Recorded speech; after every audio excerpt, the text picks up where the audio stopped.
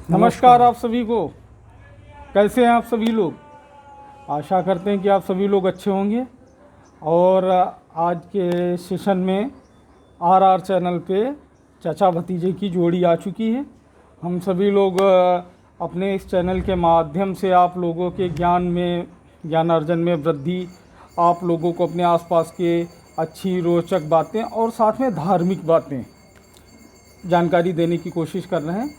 तो आज चाचा जी हम ये बात करना चाह रहे हैं कि सनातन से हमेशा से ही जो एक धर्म युद्ध चला आ रहा है अच्छे और बुरे के बीच में, तो उसमें जैसे देवासुर संग्राम हुआ, फिर राम रावण का हुआ। देवासुर संग्राम के बारे में तो ऑडियंस को बताना बहुत लंबा हो जाएगा, तो हम ये चाहते हैं कि जैसे राम रावण थे तो आज रावण पे थोड़ा सा प्रकाश डालिएगा। देखिए, रावण रक्ष संस्कृति का अनुयायी था वास्तव में। ये संस्कृतियाँ थी विश्व में से, अपने लोग इधर भारत में आर्य संस्कृत थी, द्रविड़ लोग थे, वहाँ रक्ष संस्कृत थी। जो आचार्य चतुर्सेन लिखते हैं कि वयम रक्षामः में कि ये निकलते थे जब विश्व विजय के लिए निकले रावण, तो इन्होंने विभिन्न राजाओं को जाके चैलेंज किया, युद्ध के लिए ललकारा, लड़े, कहीं ज़्यादातर युद्धों में विजय हुए। अच्छा, रावण की ये इसी क्रम में एक प्रसंग आता है। उन्होंने लिखा है कि हिमालय क्षेत्र में पहुंच गए, फरसा लेकर, कुठार लेकर चलते थे, और वहाँ नंदी विचरण कर रहे थे। नंदी ने इन्हें देखा तो कहा कि तू कौन है, और इस अगम क्षेत्र में जो निषेध क्षेत्र है यहाँ तो कैसे आ गया? तो रावण ने कहा कि मैं लंकापति लंकेश हूँ, मेरा नाम रावण है, और तुम्हारे इस क्षेत्र का अधिपति कौन है? कौन राजा है यहाँ का? उससे कहो हमारी दासता स्वीकार करे, और अन्यथा अगर दासता हमारी स्वीकार नहीं करता है तो हमसे युद्ध करे। तो नंदी हंसने लगे, कहले अरे यहाँ के राजा महाराज भोलेनाथ शिव शंकर हैं, उनसे क्या युद्ध करोगे? तुम पहले हमसे युद्ध करो। तो रावण उसको हल्के में लिया कि तो ऐसे ही है, और नंदी मतलब शिव का ही एक रूप है नंदी। अच्छा। और क्या? तो नंदी से इनका द्वंद्व युद्ध होने लगा। बहुत देर चला, दोपहर हो गई, लड़ते लड़ते नंदी को हरा ही नहीं पा रहा था। रावण तो महाबली था ही, कहा गया चलत दशानन डोलत यवनी, कि चलने से जमीन धरती थरथराती थी। तो महाबली पराक्रमी तो था ही वो, बिल्कुल अहंकारी था, ये उसका एक दोष था। लेकिन निस्संदेह वो महाज्ञानी, महायोगी और तंत्र का बहुत बड़ा तंत्रज्ञ, और बहुत बड़ा संस्कृत का प्रकांड विद्वान, बहुत बड़ा कूटनीतिज्ञ, और स्वयं बड़ा बलशाली था शारीरिक रूप से। तो नंदी से लड़ते लड़ते जब दोपहर हो गई तो उसने नंदी को उठाया और बहुत दूर फेंक दिया। नंदी बहुत दूर गिरे जा कि जब तक नंदी वापस आवे तब तक ये कैलाश पर्वत पर चढ़ गया। वहाँ देखा भगवान भोलेनाथ शंकर ध्यानस्थ बैठे हैं, समाधि में ध्यान कर रहे हैं। तो इसने 3 बार कहा उसको देख के, युद्धम देहि, युद्धम देहि, युद्धम देहि। अच्छा, रावण ने भगवान शंकर को युद्ध के लिए चैलेंज कर दिया, ललकार दिया, आ जाइए, ताल ठोक दी। जब 3 बार कहने के बाद भी शंकर जी ने आंख खोल करके भी नहीं देखा कि ये कौन आया, अब ये क्या कह रहा। शिव तो शिव हैं। तो इसने अपना फरसा उठाया, फरसा से शिव जी पर प्रहार करने लगा, मारने लगा। तो शंकर जी अपनी एक भुजा से डमरू उन्होंने उठाया और डमरू उठा सामने कर दिया। तो सारे फरसा उसके डमरू पर लगते रहे। शंकर जी फिर अपने ध्यानस्थ बैठ गए। ये मारते मारते मारते मारते फरसा घाई गया, थक गया। शाम होने लगी, सूर्यास्त होने लगा। सूर्यास्त के बाद मान्यता है युद्ध नहीं होता है। हम लोगों के यहाँ सदाचारी लोग जो हैं वो सूर्यास्त के बाद वार प्रहार नहीं करते, एक दूसरे को घात नहीं करते। तब इसने सोचा कि यह कौन विचित्र व्यक्तित्व है जिस पर हमने इतने प्रहार किए, इतना चैलेंज किया लड़ने के लिए, और इसने हमारे तरफ आंख खोल के भी नहीं देखा कि ये कौन मार रहा है। तब उसने फरसा अपना फेंक दिया और उनके शिव जी के चरणों में गिर गया। त्राहिमाम शरणागतम, हे शंकर, शंकर नाम दिया इसने रावण ने ही। अच्छा, शंकर नाम रावण का दिया हुआ है? रावण का दिया हुआ नाम है शंकर, कल्याण करो, ये कह करके पैरों में गिर गया, विलाप करने लगा और विनय प्रार्थना करने लगा। तो शिव जी ने आँख खोली, देखा, कल बताओ दशानंद रावण क्या हाल चाल है। शिव तो शिव हैं, परम कल्याणमयी। तो वहाँ से ये भक्त हो गया शिव जी का।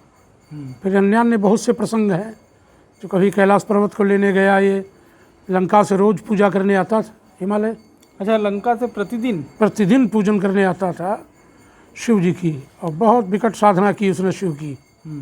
एक हवन भी किया था बहुत विचित्र, उसमें सिर काट के अपने आहुति देता था। उससे इसको तब शिव जी के महान भक्तों में जो चरम पर थे उनमें से एक ये भी थे, रावण। ये हमने कहीं एक उसमें सुना था, एक गुजरात का भजन है, सदाशिव सर्ववरदाता दिगंबर हो तो ऐसा हो, हरे जो दुख भक्तों के दयाकर हो तो ऐसा हो, सिरों को काट कर अपने किया जब होम रावण ने, हाँ, दिया सब राज दुनिया का दिलावर हो तो ऐसा हो। ये उनके लिए और भी बहुत अच्छा कहा गया शिव जी के लिए। आदि अनादि अनामय अविचल अविनाशी, अमल अलभ्य अगोचर अज आनंद राशि। अजन्मा आनंद की राशि हैं वो, शिव हैं, सर्वशिवमयम जगत। सांब सदाशिवाय नमः। तो रावण ऐसा विलक्षण योद्धा था। वहाँ से फिर ये लौट गया लंका, और चूँकि ये महाराज रघु के समय पर भी ये राज्य कर रहा था लंका पे। अच्छा, रघु मतलब भगवान राम के जो पूर्वज, परबाबा। अच्छा, परबाबा के पिता समझ लीजिए। बहुत उस समय भी ये युवा था और शासन कर रहा था, और आतताई था। बली होने के कारण प्रायः कहने मदान हो जाता है बल में आदमी। प्रभुता पाई का ही मदन आई। प्रभुता तो उसके पास सारी थी ही। जिसका लड़का इंद्र को जीत लिया हो, इंद्रजीत, देवताओं के मेघनाद, सारे देवता नवग्रह उसके यहाँ सेवा में लगे हों। मृत्यु को जिसने अपने मसहरी में बेड में बांध रखा हो, चारपाई बेड, वही सिंहासन नुमा होते जिन लोग, उसमें बंधा हो। काल पवन जिसके यहाँ झाड़ू लगाते हों रोज, अग्निदेव दीपक और चूल्हे जलाते हों, शनिदेव कूड़ा भस्म करते हों, इसी तरह सभी देवताओं की ड्यूटी लगा रखी थी उसने। अच्छा, 8000 सैनिक तो उसके पास अजर अमर था। रावण के पास 8000 सैनिक ऐसा था जो मर ही नहीं सकता था। तो उनका तो फिर कैसे वध हुआ? बड़ा अच्छा प्रसंग है ये। हाँ। जब अब वो तो हनुमान जी और भगवान नारायण अर्थात श्री राम जी, इन लोगों का संयुक्त अवतार हुआ अपने इस भक्त के उद्धार के लिए। कौन? रावण।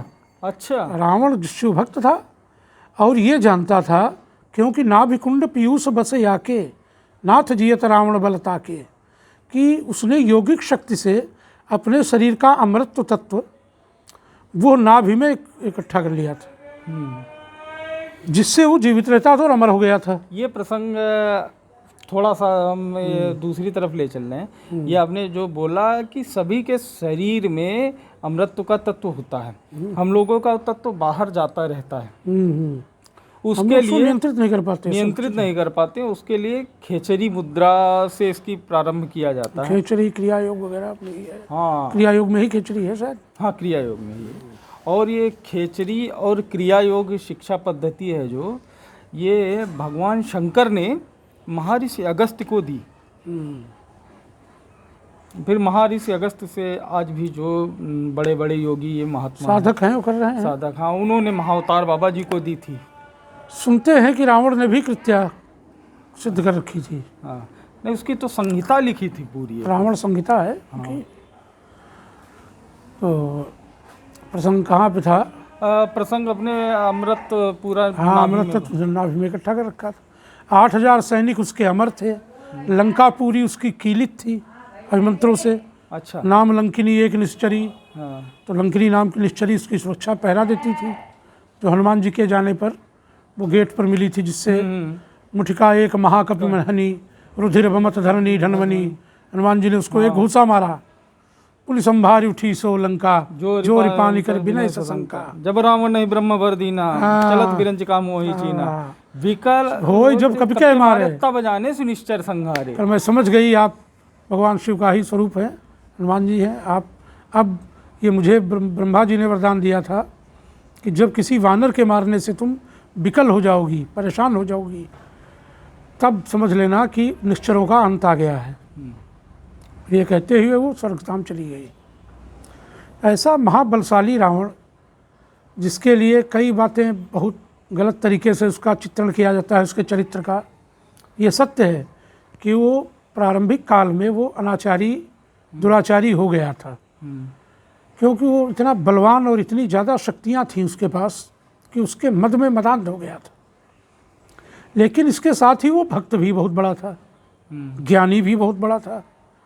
ज्ञानी ध्यानी व्यक्ति, उसने समझ लिया था और भोग का जीवन जीते हुए हजारों वर्ष उसको बीत चुके थे। वो थक गया था। 72 चतुर्युगी राज्य किया बोला जाता। 72 चतुर्युगी, सोचिए।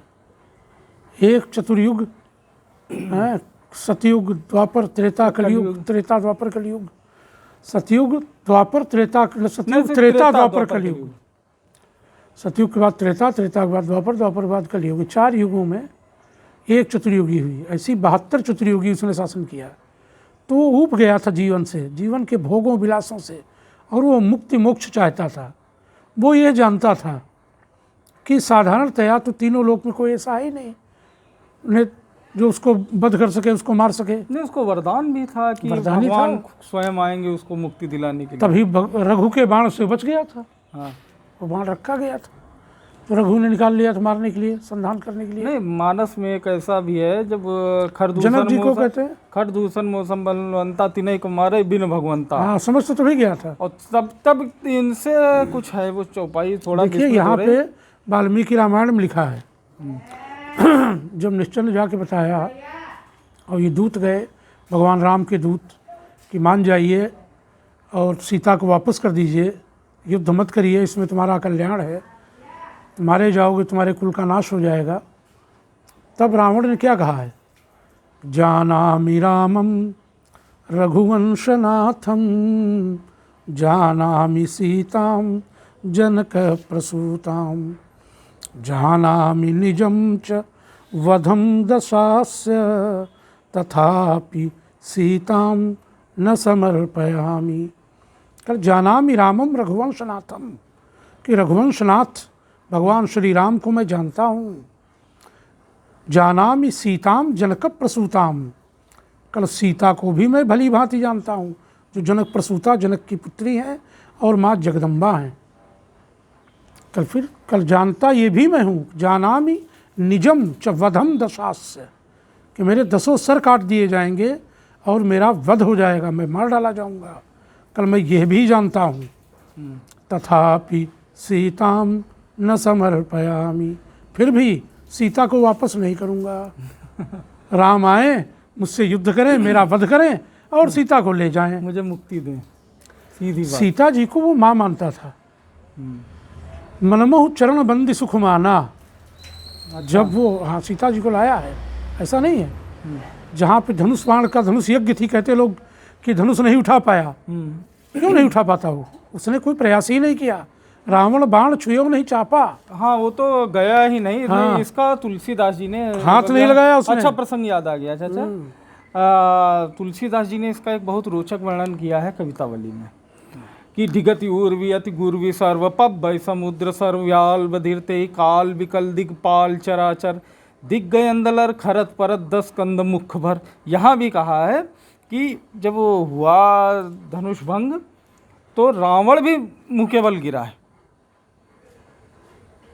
रावण गया है वहाँ पर, ये और किसने लिखा है? तुलसीदास जी ने कवितावली में लिखा है। अच्छा, कविता। वहाँ गया है पर इसने धनुष को हाथ नहीं लगाया। प्रणाम किया है? हाँ, प्रणाम करके वापस आ गया कि हमारे गुरु भगवान शिव का यह धनुष है। नहीं, दूसरा जानता था माता सीता का, वो चूंकि राजा की मर्यादा थी कि उसे स्वयंवर में जाना था, बाकी वो सीता को माँ मानता था। पुत्री, कहीं कहीं पर पुत्री का बताते हैं, पुत्री के स्वरूप में मानता था, कहीं कहता माँ के रूप। भाई कहता क्या था सीता से, एक बार बिलो की मम ओरा, हाँ, तब अनचुरी कनो बन तोरा, और मंदोदरी आदि सब रानी। भाई कोई अपनी प्रेयसी प्रेमिका से अगर मिलने जाता है तो क्या अपनी पत्नियों को, रानियों पटरानियों को लेकर जाएगा? ना ना, हमेशा अकेले मिलने जाएगा। लेकिन वो अकेले सीता से मिलने कभी नहीं जाता था। मंदोदरी आदि सब रानी, सभी रानियों को लेकर के मंदोदरी आदि को तब जाता था। और कहता सिर्फ एक ही बात था, एक बार बिलो की मम ओरा, क्योंकि वो जानता था कि ये माँ जगदम्बा हैं, ये एक बार हमारी तरफ अगर देख लेंगी तो हमारा कल्याण हो जाएगा, हमारे पापों का नाश हो जाएगा, हम पवित्र हो जाएंगे। माता जी जानती थी कि अगर मैंने इसको देख लिया तो ये तो मातृवत मानता है मैं, तो मेरा आशीर्वादी शक्ति इसके अंदर चली जाएगी, ये पुत्र भाव से उसको ग्रहण कर लेगा, फिर भगवान राम के लिए ये दुर्जय हो जाएगा, आसानी से विजय नहीं कर पाएंगे और कठिन हो जाएगा। तब वही वो बात करती तभी वो तृणधर हो टिकहत वैदेही सुमेरी अवधपति परम स्नेही। परम स्नेह से अवधपति का, भगवान राम का सुमिरन करके, एक तिनके का, किसी चीज़ का सहारा लेकर के ही वो बात करती थी। तो अब देखिए, जैसे रामेश्वरम की स्थापना की जब भगवान श्री राम ने, क्योंकि ये सभी जानते हैं रावण पर विजय के लिए, शत्रु विजय के लिए, रावण पर विजय के लिए ही की थी। उस समय पर भी भगवान राम ने इसको आचार्य अपना नियुक्त किया था। ये कंब रामायण में भी है कि रावण ही सबसे बड़ा विद्वान आचार्य था, पंडित था उस समय पर, ये भगवान राम जानते थे। तो उन्होंने कहा जामवंत जी से, देखिए किसी और को, हनुमान जी को, अंगद को या अन्य नलनील वगैरह किसी को नहीं भेजा, उन्होंने भेजा जामवंत जी को। जामवंत जी इनके पूर्वजों में थे, रावण के। अच्छा, के बाबा के शायद भाई थे, कुछ ऐसा था। तो जो और कुंभकर्ण से कद में कुछ ही छोटे थे, लगभग कुंभकर्ण कितने ही थे, जामवंत जी। तो जामवंत जी जब गेट पर पहुँचे मिलने, तो किसी ने सूचना दी कि कोई बड़ा रीछ, बड़ा धौड़धाई लंबा चौड़ा आया है। तो रावण समझ गया कि वही होंगे, त्रिकालज्ञ तो था ही, जानता सब था वो कि कौन है, कहाँ से आया है, क्यों आया है। तुरंत दौड़ के गेट पर ही मिला और प्रणाम किया और निवेदन करके ला के सिंहासन पर बैठाला और आदर से पूरा सत्कार करके फिर पूछा कि बताइए आप कैसे आए पितामह। तो उन्होंने बताया कि भगवान राम स्थापना करना चाहते हैं रामेश्वरम की, आप चलिए और उसको संपन्न कराइए, आपको हम इसके आचार्य पद के लिए निमंत्रित करने आए हैं। रावण ने कहा ठीक है, स्वीकार है, मैं फलातिथि को अगले इतने दिन बाद हम आएंगे और आप व्यवस्था कर रखिए स्थापना की, शिवलिंग वगैरह की, और हम वहाँ स्थापना करा देंगे आके। रावण ये भली भांति जानता था कि एक विवाहित पुरुष स्त्री अगर दोनों जीवित हैं तो किसी भी स्थापना में, शिव स्थापना हो, नारायण स्थापना हो, में दोनों का ही गठबंधन करके ही वो स्थापना की जाती है, पति पत्नी का, सपत्नीक। तो रावण ने सीता को लिया और जो तिथि निर्धारित थी उसी तिथि को वो अपने पुष्पक से पहुंच गया।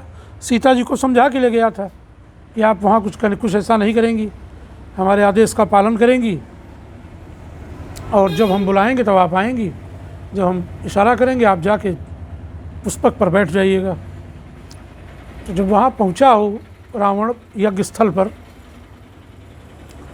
तो वहाँ देखा कि हनुमान जी शिवलिंग लेने के लिए हिमालय जा चुके थे। भेजे गए। मुहूर्त का समय निकलता जा रहा था, तो रावण ने कहा कि समय निकल रहा है, स्थापना होनी चाहिए। अब तो पत्नी कहाँ है आपकी, बुलाइए उनको। तो राम मौन हो गए, क्योंकि राम तो जानते थे कि मेरी पत्नी तो तुम्हारे पास है। तो रावण क्या कहता है कि आचार्य का ये धर्म है कि अगर यजमान किसी सामग्री को, किसी आवश्यक वस्तु की व्यवस्था नहीं कर पाता है, तो आचार्य उस चीज़ को पूर्ण कराए। कल मैं अपने इस धर्म का पालन करते हुए आपकी पत्नी को ले आया हूँ और गठबंधन कराता हूँ, और आप स्थापना कराइए। ये कह के सीता जी को उसने बुलवा लिया। सीता जी आ गई और बैठ गई श्री राम के बगल में। अब विलंब हो रहा था, शिवलिंग आ नहीं पाया था तब तक। तो सीता जी को आदेशित किया रावण ने कि आप बालू का शिवलिंग बनाएं, उसी की स्थापना हम फिलहाल करे दे रहे हैं। चूँकि समय मुहूर्त न निकलने पाए। देखिए ये सब जानता था कि ये सब हमारी मृत्यु के लिए किया जा रहा है। इसके बाद भी कितने विधान से उसने सारा यज्ञ आदि और ये स्थापना संपूर्ण कराई। राम भगवान उसकी इस चारित्रिक कुशलता से इतना प्रसन्न हुए कि कहा, आचार्य अब दक्षिणा बोलें आप। जब पूजा पूर्ण हुई, तो अगर आप इसी से समझ सकते हैं कि अगर उसके अंदर कोई सीता जी के लिए कुत्सित भाव होता, कोई गलत भावना होती, तो क्या वो सीता जी को मांग नहीं लेता? नहीं, वो भी। और क्या रघुकुल रीति सदा चली आई, प्राण जाए पर वचन न जाई। वो वचन दे चुके थे, मांगो क्या मांगते हो, वो देंगे। सीता जी को मांग लेता वो, लेकिन उसका भाव दूषित नहीं था। नहीं, ये भी रहा, वो ये चाहता ही नहीं था। रावण का जब अंत हुआ, जब वो गिरा, तो भगवान राम ने लक्ष्मण को भेजा, आप जाइए लक्ष्मण जी को, कि जाइए कुछ सीख लेके आइए। बहुत योग। इसमें भी एक बड़ी मजेदार बात, उसको लक्ष्मण जब गए, टॉपिक में रखें, क्योंकि आज का वीडियो जो फिर ज़्यादा लंबा हो जाएगा। हाँ, तो कुल मिला के लक्ष्मण जी जब गए तो उनके सिरहाने खड़े हो गए जाके। तो रावण ने कुछ नहीं बोला। तब फिर आए लौट के, तो कुछ कह ही नहीं रहे। तो कह जाइए, आप ग्राहक हैं, आपको ग्रहण करना है, आप उसके चरणों के पास खड़े हो जाके और प्रणाम करें। वो ब्राह्मण है, तब वो महाज्ञानी है। फिर वो जब ये पैरों की तरफ जाकर खड़े हुए लक्ष्मण जी, तब उन्होंने, रावण ने फिर धर्म की और राजनीति की शिक्षा दी लक्ष्मण जी को। ये बहुत ही अच्छा रहा आज का प्रसंग है। और तो क्योंकि समय आज लंबा हो रहा है, और हम सब लोग ये कोशिश करेंगे कि आप सभी लोग जल्दी से जल्दी चैनल को लाइक एवं फॉलो कर लें, कि जिससे हम लोग लाइव जरूर करें, सब्सक्राइब जरूर करें। सब्सक्राइब हम लोग लाइव करने लगे, अभी लाइव नहीं कर पा रहे। अभी लाइव आने लगे, फिर लाइव आने लगे, तब तो टाइम की लिमिट ही खत्म। फिर तो अपने यार दोस्तों से, मिलने वालों से करा दीजिए सब्सक्राइब। हाँ, जहाँ मिलिए सभी सब्सक्राइब कराते जाइए। RR vlogs Hardoi, RR vlogs Hardoi. बस फिर मिलते हैं राम जी और राहुल। हाँ, जल्दी एक नए सेशन में, जहाँ पर आपको फिर से एक नई रोचक कथा, प्रसंग, कहानी कुछ न कुछ सुनने को मिलेगा। तब तक के लिए बहुत बहुत धन्यवाद। जय श्री राम। जय जय श्री राम।